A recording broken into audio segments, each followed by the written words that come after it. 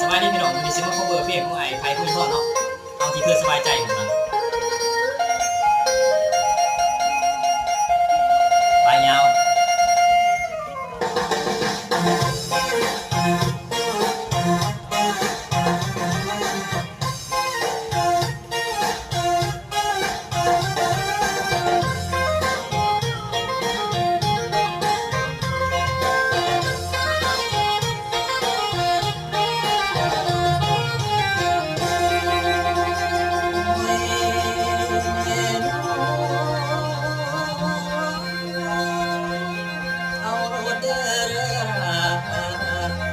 เอาที่